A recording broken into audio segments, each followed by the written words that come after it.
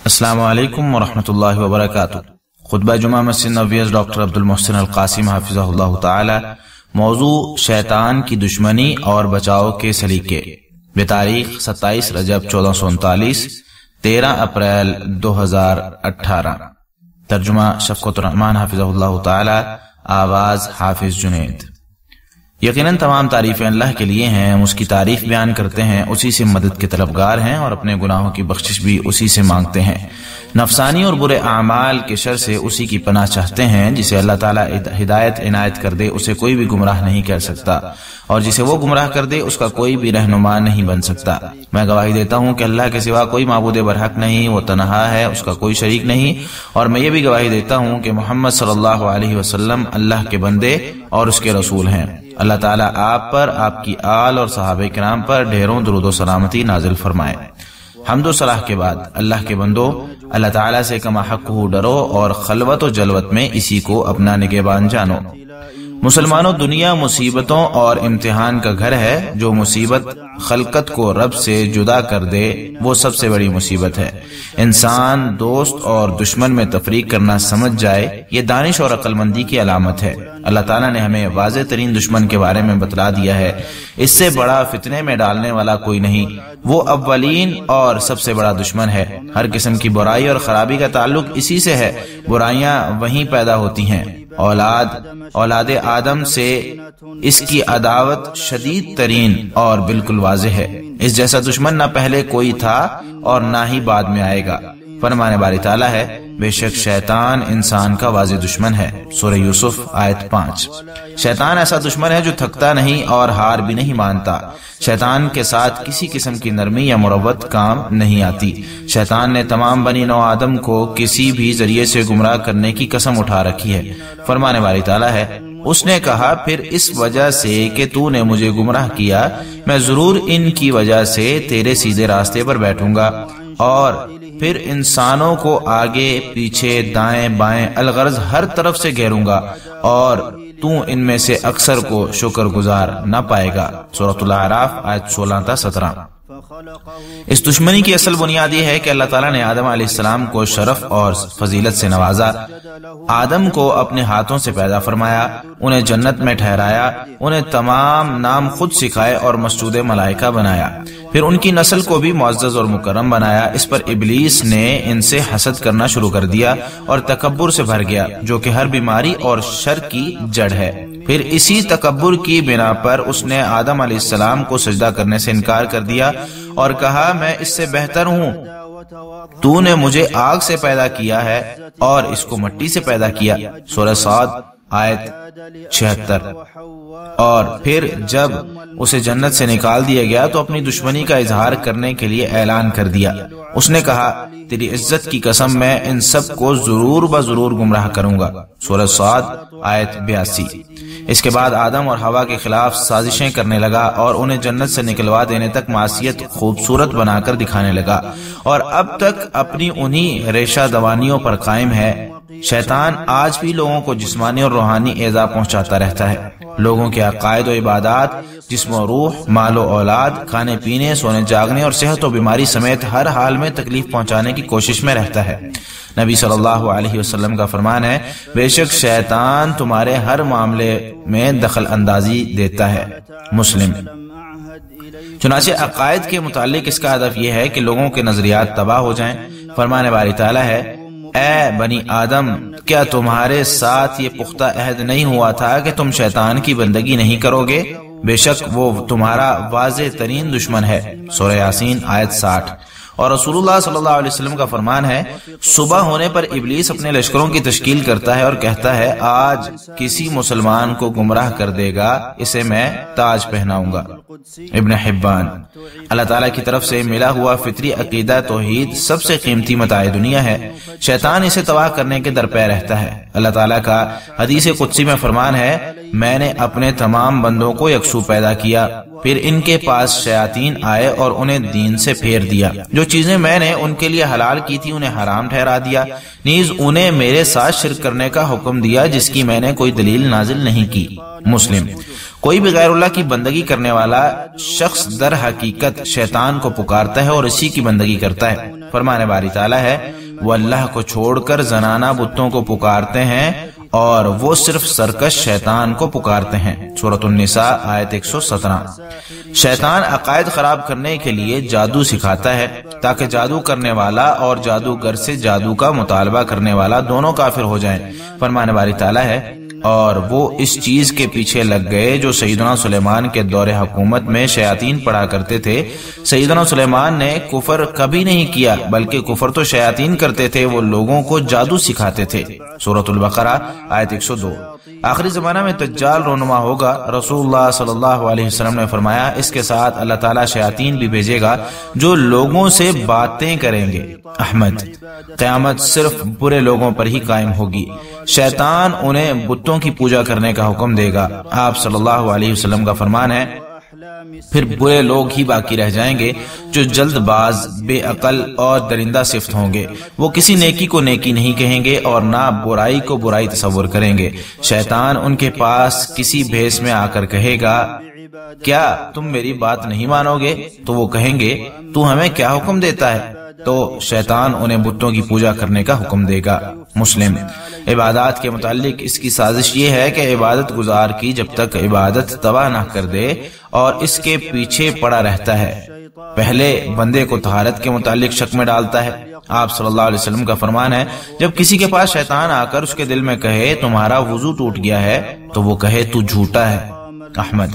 نماز میں خشوع اللہ کے ساتھ ہم کلامی کی لذت کا باعث ہے، چنانچہ جب مسلمان نماز کے لیے کھڑا ہو تو وسوسے پیدا کرتا ہے۔ آپ صلی اللہ علیہ وسلم کا فرمان ہے بے شک جب تم میں سے کوئی نماز کے لیے کھڑا ہوتا ہے تو شیطان آ کر اسے بھلانے کی کوشش کرتا ہے یہاں تک کہ اسے یاد نہیں رہتا کہ کتنی رکعات پڑھ لی ہیں۔ متفق علیہ۔ اگر شیطان کو صفوں میں خلل نظر آئے تو صف میں بھی گھس جاتا ہے۔ آپ صلی اللہ علیہ وسلم کا فرمان ہے خالی جگہ پر کر دو کیونکہ شیطان تمہارے درمیان یعنی خالی جگہ میں گھس جاتا ہے۔ احمد۔ اللہ تعالیٰ نمازی کے سامنے ہوتا ہے اور نماز میں ادھر ادھر دیکھنا بھی شیطان کی چال بازی ہے۔ آپ صلی اللہ علیہ وسلم کا فرمان ہے یہ جھپٹا ہے جو شیطان بندے کی نماز پر لگاتا ہے۔ مسلم۔ نماز توڑنے کے لیے شیطان پوری طاقت صرف کرتا ہے۔ آپ صلی اللہ علیہ وسلم کا فرمان ہے جب تم میں سے کوئی نماز پڑھے تو سترے کی طرف منہ کر کے پڑھے اور سترے سے قریب ہو کر کھڑا ہو تاکہ شیطان اس کی نماز نہ توڑ سکے۔ حاکم۔ اور اسی طرح فرمایا کسی بھی بستی یا خانہ بدوش جگہ کے 3 افراد میں باجماعت نماز قائم نہیں کی جاتی تو ان پر شیطان قابض ہوتا ہے۔ ابو داؤد۔ شیطان کی انسان دشمنی کی کوئی حد بندی نہیں، لہذا شیطان لوگوں کے کھانے پینے اور ہم بستری تک میں شراکت بنا لیتا ہے۔ اللہ تعالیٰ نے شیطان کو کھلی چھٹی دیتے ہوئے فرمایا اور اے شیطان تو چاہے ان کے مال اور اولاد میں بھی ان کا شریک بن جا۔ سورۃ الاسراء آیت 64۔ اسی لیے اگر کھانے پینے سے پہلے اللہ کا نام نہ لیا جائے تو شیطان ابن آدم کے کھانے اور پینے میں شریک ہو جاتا ہے، بلکہ جو کھانا گر جائے اسے بھی کھا جاتا ہے۔ آپ صلی اللہ علیہ وسلم کا فرمان ہے جب تم میں سے کسی کا لقمہ گر جائے تو اس پر لگی ہوئی مٹی وغیرہ صاف کر لے اور پھر اسے کھا لے، شیطان کے لیے مت چھوڑے۔ مسلم۔ جب انسان اپنی اہلیہ کے پاس جائے تو تب بھی شیطان کو خدشہ ہوتا ہے کہ انہیں نیک اولاد نہ مل جائے، اس پر اس کی کوشش ہوتی ہے کہ انہیں ہم بستری کی دعا ہی بلا دے۔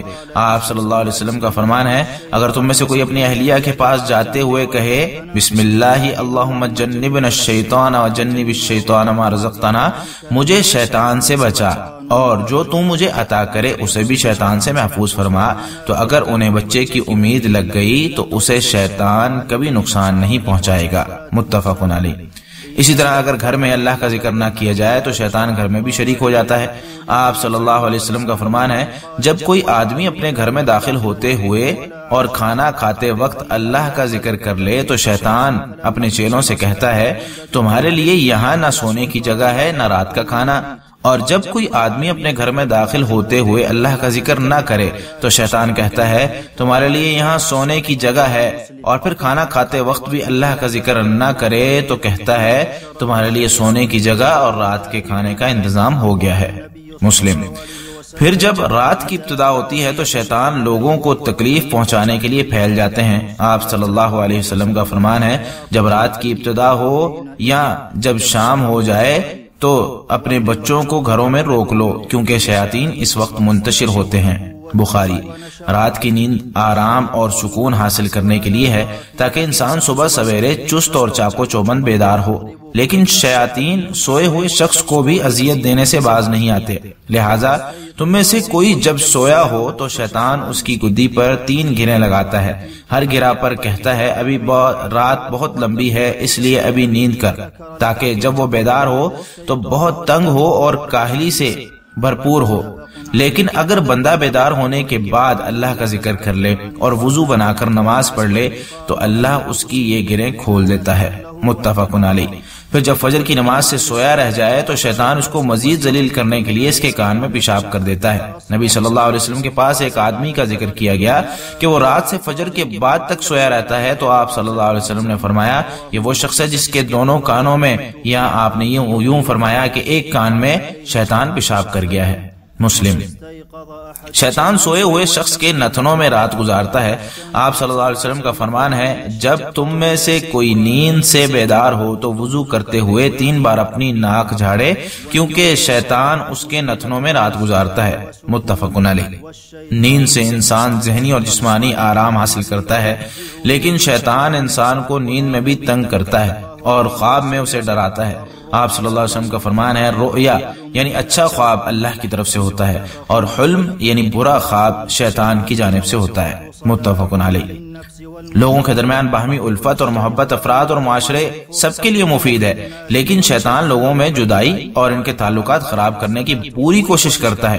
آپ صلی اللہ علیہ وسلم کا فرمان ہے شیطان جزیرۃ العرب میں اس بات سے مایوس ہو چکا ہے کہ نمازی اس کی بندگی کریں گے لیکن ان کی آپسی چپکلش رہے گی۔ مسلم۔ شیطان کے شر سے کوئی بھی نہیں بچ پایا۔ جیسے ہی انسان پیدا ہوتا ہے تو شیطان اس کے دونوں پہلوؤں میں تکلیف دیتا ہے۔ آپ صلی اللہ علیہ وسلم کا فرمان ہے شیطان ہر نو مولود کو پیدائش کے وقت تکلیف پہنچاتا ہے تو نو مولود شیطان کے تکلیف دینے پر چلا اٹھتا ہے سوائے مریم اور ان کے بیٹے کے۔ متفق علیہ۔ شیطان انسان کو گمراہ کرنے کے لیے ہر حربہ استعمال کرتا ہے، چنانچہ شیطان انسان کے جسم میں خون کی مانند دوڑتا ہے، اور تم میں سے ہر ایک کے ساتھ جنوں میں سے ایک قرین مقرر ہے۔ مسلم۔ شیطان جسم میں داخل ہو کر انسان کو خپتی بنا دیتا ہے۔ اللہ تعالیٰ کا فرمان ہے جو لوگ سود کھاتے ہیں وہ یوں کھڑے ہوں گے جیسے شیطان نے کسی شخص کو چھو کر اسے مخبوط الحواس بنا دیا ہو۔ سورۃ البقرہ آیت 275۔ شیطان انسان کو موت کے منہ تک تکلیف دینے پر تلا رہتا ہے، اسی لیے آپ صلی اللہ علیہ وسلم نے امت کو یہ دعا سکھلائی کہ وَأَعُوذُ بِكَ أَن يَتَخَبَّطَنِيَ الشَّيْطَانُ عِندَ الْمَوْتِ، اور یا اللہ میں تیری اس بات سے پناہ چاہتا ہوں کہ شیطان مجھے موت کے وقت خپتی کر دے۔ نسائی۔ اولاد آدم کے خلاف اس کی مکاریوں اور چال بازیوں کے کئی طریقے ہیں۔ وہ کبھی باطل کو اچھا بنا کر دکھاتا ہے اور یہ شبہ ڈالتا ہے کہ یہی حق ہے، اسی لیے بدر کے موقع پر مشرکوں کو ان کی منصوبہ بندی خوبصورت بنا کر دکھائی۔ اسی کا ذکر کرتے ہوئے اللہ تعالیٰ نے یوں فرمایا اور جب شیطان نے ان کے لیے ان کے اعمال خوشنما بنا دیے اور کہا آج تم پر لوگوں میں سے کوئی غالب آنے والا نہیں ہے اور یقیناً میں تمہارا حمایتی ہوں۔ سورۃ الانفال آیت 48۔ شیطان گناہ کا نام بدل کر بھی پیش کرتا ہے، جیسا کہ شیطان نے آدم علیہ السلام کو کہا تھا کیا میں تجھے دائمی زندگی اور نہ کمزور ہونے والی بادشاہت کا درخت بتلاؤں؟ سورۃ طٰہٰ آیت 120۔ اسی طرح شیطان وہیں سے وار کرتا ہے جہاں قلبی میلان پہلے سے موجود ہو۔ اس کے لیے شیطان ظاہر یہی کرتا ہے کہ وہ بڑا خیر خواہ ہے، جیسا کہ آدم اور حوا علیہ السلام سے کہا تمہیں تمہارے پروردگار نے اس درخت سے صرف اسی لیے روکا ہے کہ تم کہیں فرشتے نہ بن جاؤ یا تم ہمیشہ یہاں رہنے والے نہ بن جاؤ۔ سورۃ الاعراف آیت 20۔ پھر اس پر قسمیں بھی اٹھا لیتا ہے، جیسا کہ اس کی حرکت بیان کرتے ہوئے فرمایا اور ان دونوں کے روبرو قسم کھا لی کہ یقین جانیے میں تم دونوں کا خیر خواہ ہوں۔ سورۃ الاعراف آیت 21۔ شیطان جھوٹے وعدے اور تسلیاں بھی دیتا ہے۔ اللہ تعالیٰ کا فرمان ہے انہیں شیطان وعدے اور آرزویں دلاتا ہے، شیطان کا وعدہ دھوکہ ہی ہوتا ہے۔ سورۃ النساء آیت 120۔ لوگوں کو جھوٹی امیدوں سے دھوکے میں ڈالتا ہے۔ اللہ سبحانہ و تعالیٰ کا فرمان ہے بے شک اللہ کا وعدہ سچا ہے، تمہیں دنیا کی زندگی دھوکے میں نہ ڈال دے اور نہ دھوکے باز یعنی شیطان تمہیں دھوکہ دے۔ سورہ لقمان آیت 33۔ اسی طرح نیک لوگوں کو اپنے کمزور لشکروں سے بھی ڈرانے کی کوشش کرتا ہے، بے شک یہ شیطان ہی ہے جو اپنے دوستوں کے ذریعے تمہیں ڈراتا ہے، سورہ آل عمران آیت 175۔ انہیں رضا الہی کے لیے خرچ کرنے سے بھی روکتا ہے، ان کے دل میں یہ وسوسہ ڈالتا ہے کہ خرچ کرنے پر وہ خود کنگال ہو جائیں گے۔ فرمان باری تعالیٰ ہے، شیطان تمہیں غربت کے وعدے دیتا ہے اور بے حیائی کا حکم دیتا ہے، سورۃ البقرہ آیت 268۔ شیطان لوگوں پر پریشانیوں کے انبار لگا دیتا ہے اور پھر انہیں ماضی پر حسرت دلاتا ہے، جیسے عام طور پر کہہ دیا جاتا ہے کہ اگر میں یوں کر لیتا تو ایسے ہو جاتا۔ آپ صلی اللہ علیہ وسلم کا فرمان ہے، یہ اگر شیطانی عمل کی ابتدا کرتا ہے۔ مسلم، شیطان شہوت کے راستے اپنے مقاصد پورے کرنے میں کامیاب ہوتا ہے، چنانچہ کوئی بھی مرد کسی عورت کے ساتھ تنہائی اختیار کرے تو تیسرا ان میں شیطان ہوتا ہے۔ ترمذی، شیطان حیا، پردہ داری اور عفت کو مرد و زن دونوں سے ختم کرنے کے درپے ہے، حالانکہ پردہ برہنہ ہو جائے تو سزا نازل ہوتی ہے۔ اللہ تعالیٰ کا فرمان ہے، پھر شیطان نے ان دونوں کے دل میں وسوسہ ڈالا تاکہ ان کی شرمگاہیں جو ایک دوسرے سے چھپائی گئی تھی ان کے سامنے کھول دے، سورۃ الاعراف آیت 20۔ لوگوں کو حرام آوازوں اور موسیقی وغیرہ کے ذریعے گمراہ کرتا ہے۔ فرمانے والی تعالیٰ ہے، ان میں سے تو جسے بھی اپنی آواز سے بہکا سکے بہکا لے، سورۃ الاسراء آیت 64۔ شرک بھی انسان کو گمراہ کرنے اور اپنے مقاصد پانے کے لیے شیطان کا ہتھ کنڈا ہے۔ فرمانے والی تعالیٰ ہے، اور شیطان کے قدموں کی پیروی مت کرو، بے شک وہ تمہارے لیے واضح دشمن ہے، سورۃ البقرہ آیت 168۔ تمام تر چال بازیوں کے لیے شیطان کے معاونین بھی موجود ہیں۔ فرمانے والی تعالیٰ ہے، اور یقیناً شیطان اپنے چیلوں کے دل میں ڈالتے ہیں تاکہ وہ تم سے جھگڑا کریں، سورۃ الانعام آیت 161۔ شیطان کی مکاریوں اور چال بازیوں کے اہداف ہیں، شیطان ان کی تکمیل کے لیے ہر انتہا تک جاتا ہے۔ ان اہداف میں بنیادی ترین ہدف یہ ہے کہ اللہ تعالیٰ کی اطاعت سے روک دے اور لوگوں کو گمراہ کر دے۔ شیطان نے بذات خود کہا تھا، میرے رب، چونکہ تو نے مجھے گمراہ کیا ہے تو مجھے بھی قسم ہے کہ میں بھی زمین میں ان کے لیے معاصی کو مزین کروں گا اور ان سب کو ضرور بہکاؤں گا، سورۃ الحجر آیت 39۔ اس لیے شیطان غفلت کے موقع تلاش کر کے انہیں اللہ کی یاد سے غافل کر دیتا ہے۔ فرمانے باری تعالیٰ ہے، شیطان ان پر مسلط ہو گیا ہے اور انہیں ذکر الہی سے غافل کر دیا، سورۃ المجادلہ آیت 19۔ شیطان ہر قسم کی بری خصلت کی ترغیب دیتا ہے اور ہر اچھے کام سے روکتا ہے۔ فرمانے باری تعالیٰ ہے، بے شک وہ تمہیں برائی، بے حیائی اور اللہ تعالیٰ پر ایسی باتیں کرنے کا حکم دیتا ہے جن کے بارے میں تمہارے پاس علم نہیں ہے، سورۃ البقرہ آیت 169۔ لوگوں کا آپس میں لڑائی جھگڑا اور خالق سے دوری بھی شیطان کا مقصد ہے۔ فرمانے والی تعالیٰ ہے، شیطان تو یہ چاہتا ہے کہ شراب اور جوئے کے ذریعے تمہارے درمیان دشمنی اور بغض ڈال دے اور تمہیں اللہ کے ذکر سے اور نماز سے روک دے، سورۃ المائدہ آیت 91۔ شیطان کا انتہائی مقصد یہ ہے کہ لوگوں کو اللہ کی رحمت سے دور کر دے اور انہیں جہنم میں دھکیل دے۔ فرمانے والی تعالیٰ ہے، بے شک وہ اپنے گروہ کو دعوت دیتا ہے تاکہ وہ جہنمی بن جائیں، سورہ فاطر آیت 6۔ شیطان کی پیروی کا انجام آخر کار بدبختی اور وبال ہوگا۔ دنیا یا آخرت میں کسی بھی قسم کی بدبختی کا سبب شیطان کی پیروی ہے۔ فرمانے والی تعالیٰ ہے، بے شک یہ تیرا اور تیری اہلیہ کا دشمن ہے، مبادا تمہیں جنت سے نہ نکلوا دے تو تم مصیبت میں پڑ جاؤ، سورہ طٰہٰ آیت 117۔ شیطان کے پیچھے چلنے والا شخص شدید قسم کی پریشانی اور گمراہی میں ہوگا اور شیطان کی دوستی سراپا گھاٹے کا سودا ہے۔ فرمانے والی تعالیٰ ہے، اور جو شخص شیطان کو اللہ کے سوا اپنا دوست بنا لے تو وہ واضح گھاٹے میں پڑ گیا، سورۃ النساء آیت 119۔ جب قیامت قائم ہوگی تو سب شیطانوں کو بھی جمع کیا جائے گا۔ فرمانے والی تعالیٰ ہے، آپ کے پروردگار کی قسم، ہم انہیں اور ان کے ساتھ شیطانوں کو ضرور جمع کر لائیں گے، پھر ان سب کو گھٹنوں کے بل جہنم کے ارد گرد حاضر کر دیں گے، سورہ مریم آیت 68۔ جب شیطان اپنے مریدوں سے اظہار برات کرے گا تو ان کی پشیمانی میں مزید اضافہ ہو جائے گا۔ وہ کہے گا، بے شک اللہ نے تمہیں سچا وعدہ دیا تھا اور میں نے بھی تمہیں وعدہ دیا تھا تو وہ میں نے پورا نہیں کیا، سورہ ابراہیم آیت 22۔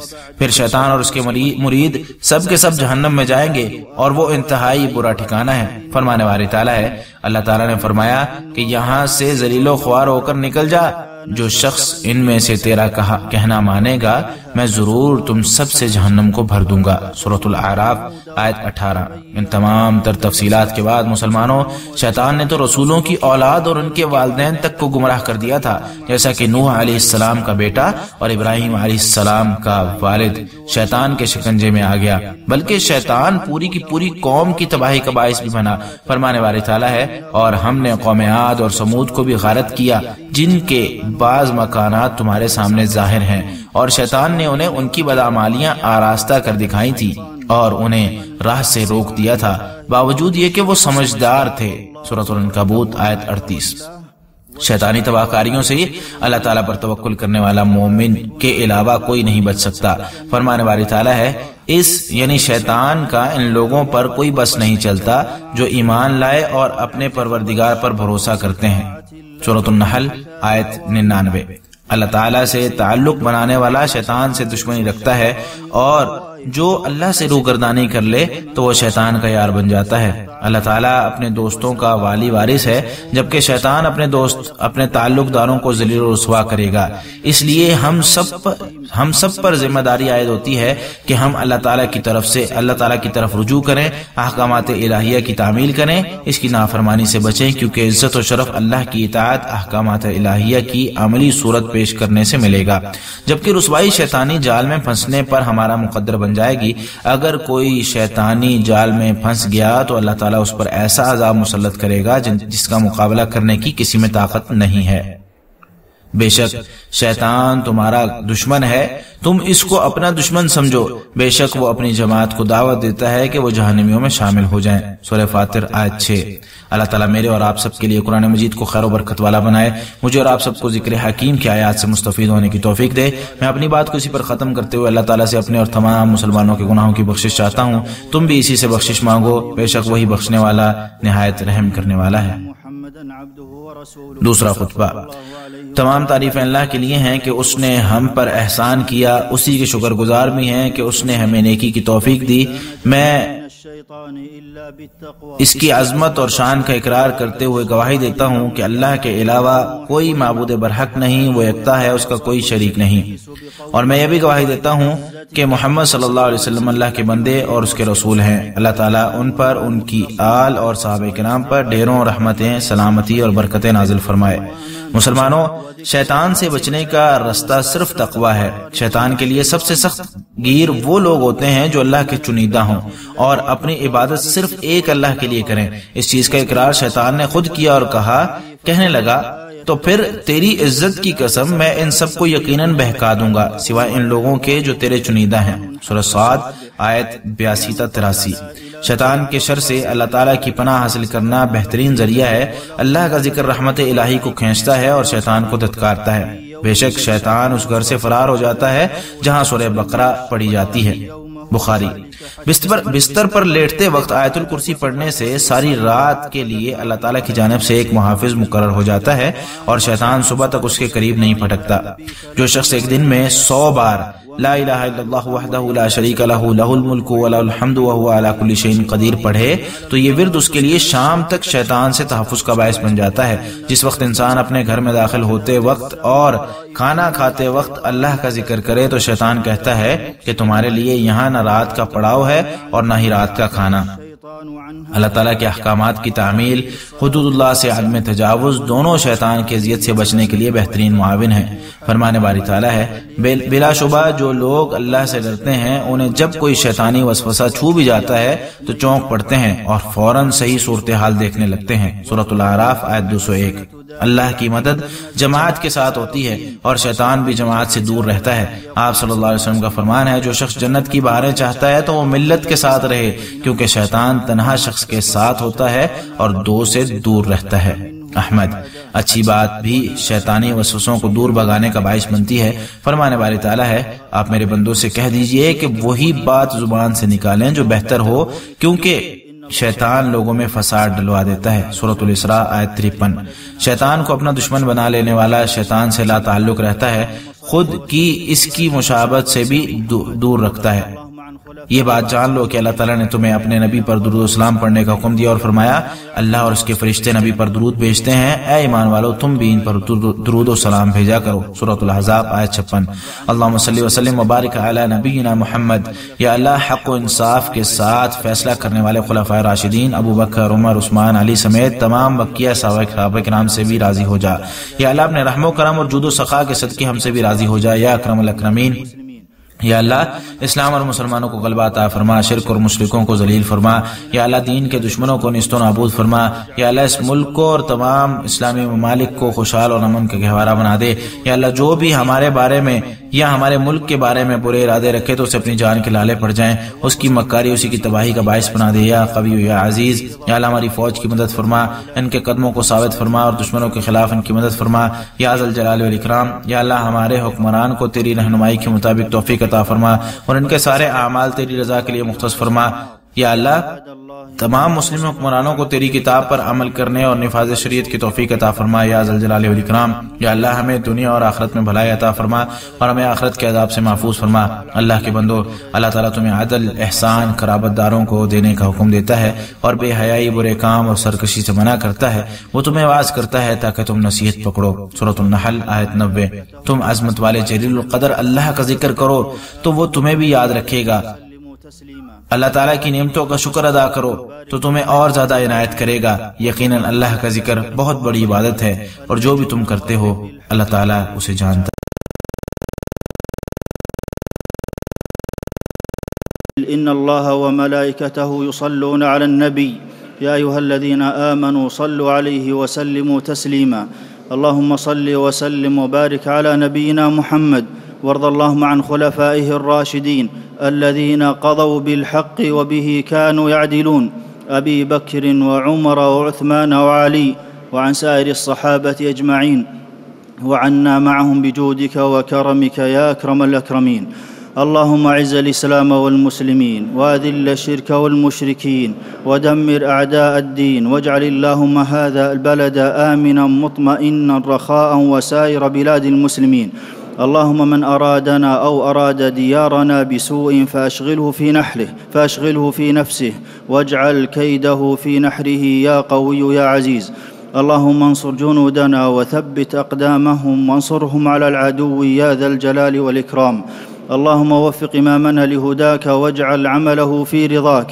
ووفق جميع ولاة أمور المسلمين للعمل بكتابك وتحكيم شرعك يا ذا الجلال والإكرام ربنا آتنا في الدنيا حسنة وفي الآخرة حسنة وقنا عذاب النار عباد الله إن الله يأمر بالعدل والإحسان وإيتاء ذي القربى وينهى عن الفحشاء والمنكر والبغي يعظكم لعلكم تذكرون فاذكروا الله العظيم الجليل يذكركم واشكروه على آلائه ونعمه يزدكم ولذكر الله أكبر والله يعلم ما تصنعون